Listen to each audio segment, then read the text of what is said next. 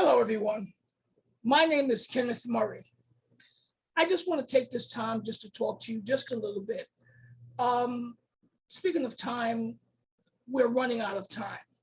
This is your time. This is your union. Now, you guys know how I feel, so what I'm about to say is nothing new. But I personally believe that if we're going to get things done, if we're going to get progress, if we're going to get things really done in our department, it's going to require a revolution. Now, listen to me carefully. I'm not yelling, I'm not screaming, I'm not thundering.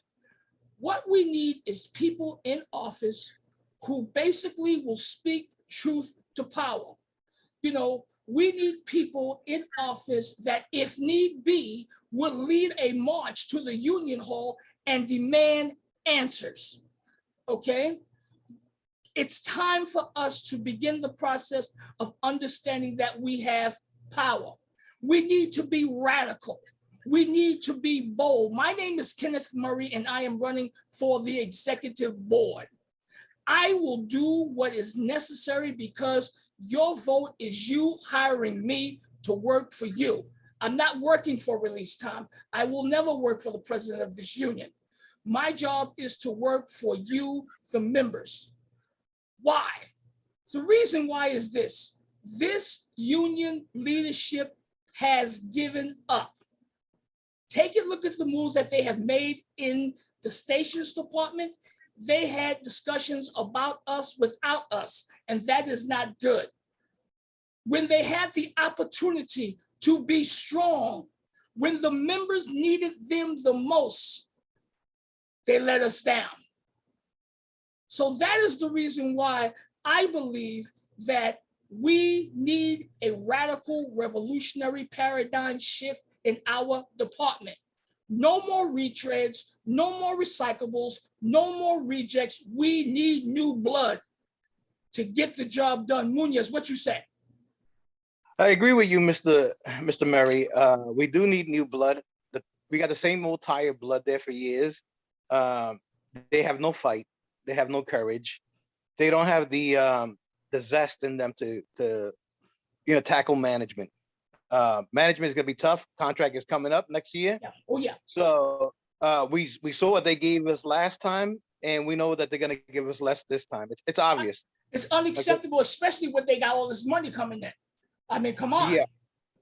I know that the governor and Kathy Hochul, she came out yesterday and said no raising the fares and no layoffs. But you know what? Politicians have a way of lying and twisting things around when it comes, to they got this windfall now. But what's next year when they say, oh, wait a minute, we saw our books, blah blah blah. Yeah, okay. Yeah, because remember now, she now is in campaign mode. She's in campaign mode, so she'll say anything. Because if she loses, then it's like, well, if I was there, I would have given it to you guys. But since I'm not there, you can't talk to us. So you're right, sir. You're absolutely correct.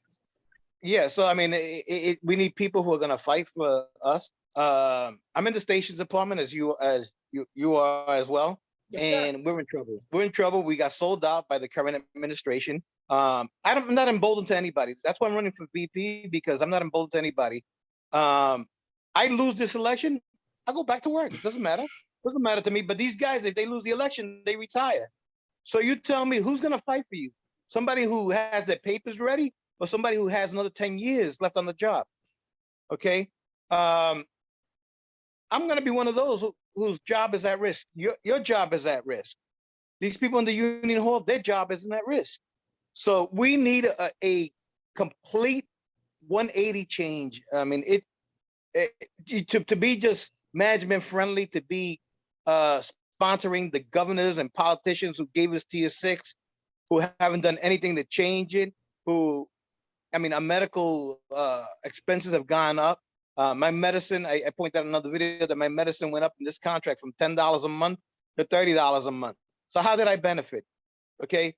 How did I benefit if I go to the emergency room and I have to pay $100 now just for a visit? How did I benefit by getting a $20 raise, but after taxes about $14 a week?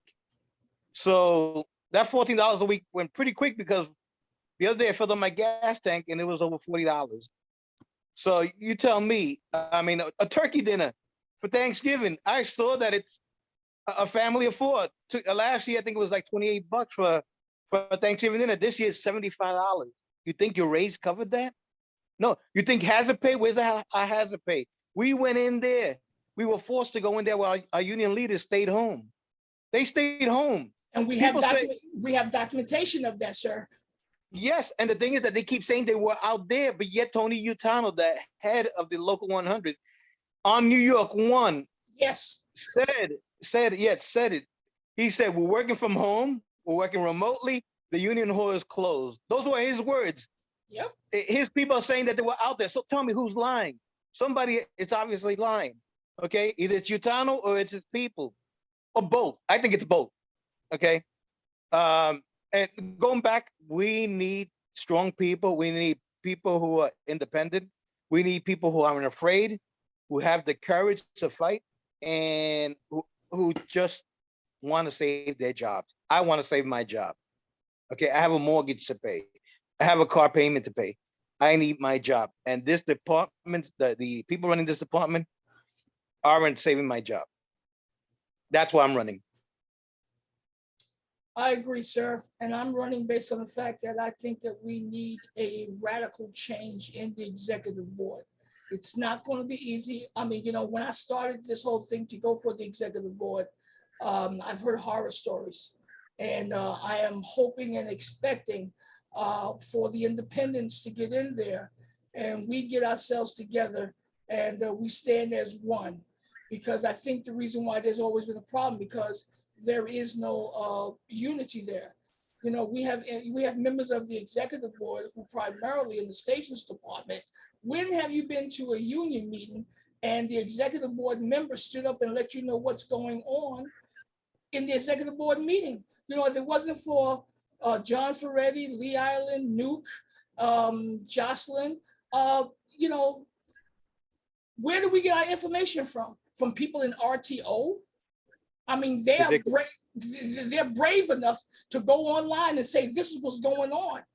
Thank God for Evangeline Byers, who basically said, hey, look, I'm going to let the members know what's going on.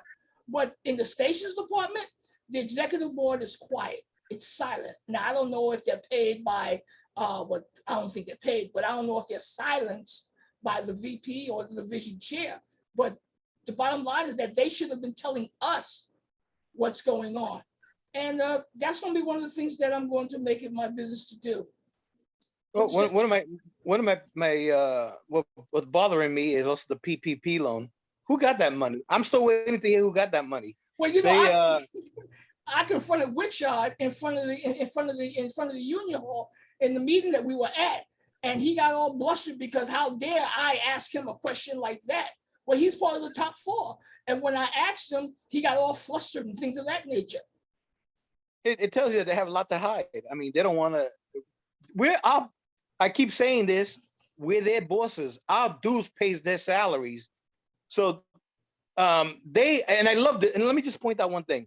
Every time I make a point that they're supposed to represent us, they come out and say, and this is all of them, they come out and say, what have you done? What do you mean, what have I done? Excuse me, I work 8 hours a day. I travel 2 hours each way to go to work. I'm not there to do your job. Are they going to do my job? Okay. I don't see them doing my job, so why should I do their job? If they can't do the job, then get the hell out of the way and let somebody else do it. Somebody who wants to do it. Somebody who is looking out for the members. These people, and they're lazy, they're complacent, they're management friendly, they're politician friendly. Politicians who don't deliver. They give them money, our money, our coat money they give to these politicians who basically don't do anything for us. It's time for a change. If people can't see this, then you know what? And I hate to say this, whoever votes for these people and puts them back in office, you deserve what you get. Because these people are going to screw you. They showed you how they care about you by giving you a lousy contract that doesn't keep up with the rate of inflation. And I mean, this contract was horrible. Okay, people are going to say, "Oh, well, you know what? Thank goodness that they settled on the contract right before the pandemic." Well, they got lucky, okay, because First of all, that contract was about 6 to 8 months late because it expired. I think it expired in March, okay, of 2019, and we didn't get a deal till 6, 7 months later. So we weren't lucky. Okay, we could have gotten more. So don't act like they were the saviors because they weren't. This contract really hurt us really bad. I believe that the stations department is now awake. I think that people who have never spoken out are speaking now. And I think that this election will have more than a 50% turnout. I think people are pissed. People who have spoken to me, they're ready for a change. They said we're waiting for the ballots. Well, the ballots have already went out. And my name is Kenneth Murray. This is Mr. Charles Muniz. Our name is on the independent side of the ballot. We were part of a good slate.